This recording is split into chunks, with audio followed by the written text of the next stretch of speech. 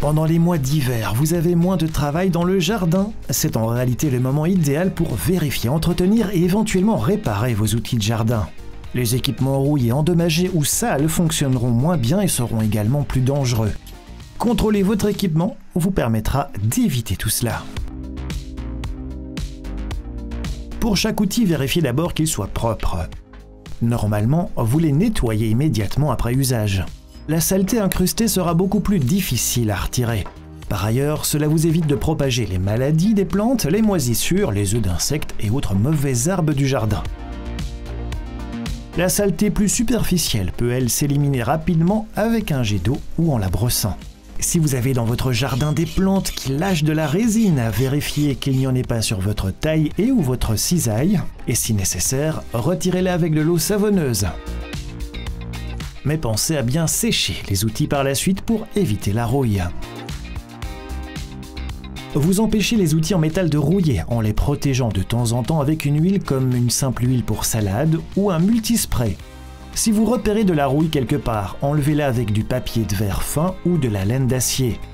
Essayez de décoller la rouille plus tenace en plongeant le métal dans un bain de vinaigre blanc.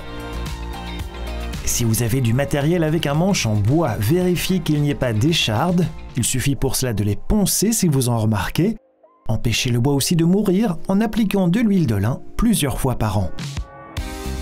Un autre point important à retenir, aiguisez vos outils à temps. Il y a votre pelle, vos cisailles, votre taille et votre tronçonneuse et votre tondeuse à gazon.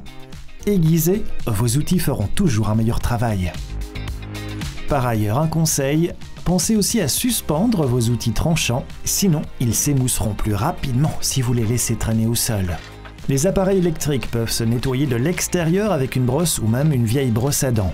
Pour ôter la poussière et la saleté de l'intérieur, un compresseur d'air sera une bonne option. Il vous suffit de diriger l'air vers les bouches d'aération. Si votre outil peut à nouveau faire circuler l'air, il surchauffera moins et donc s'usera moins.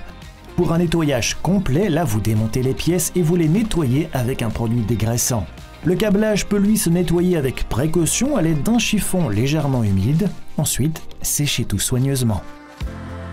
Aujourd'hui, de nombreux outils et appareils s'équipent d'une batterie lithium-ion. Et il est préférable de conserver ces outils, en tout cas les batteries, séparées dans un endroit frais mais bien à l'abri du gel.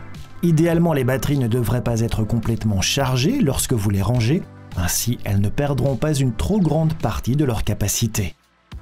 Si vous avez un appareil cassé et que vous savez ce qui est abîmé, vous pouvez commander une pièce sur le site officiel de la marque ou envoyer immédiatement l'article en réparation. Une autre option consiste à faire appel au service de réparation de votre magasin de bricolage local. Et si l'appareil est irréparable, alors pensez à vous en séparer. Rapportez-le au magasin lorsque vous allez en acheter un nouveau. Les magasins ont en effet une obligation de reprise.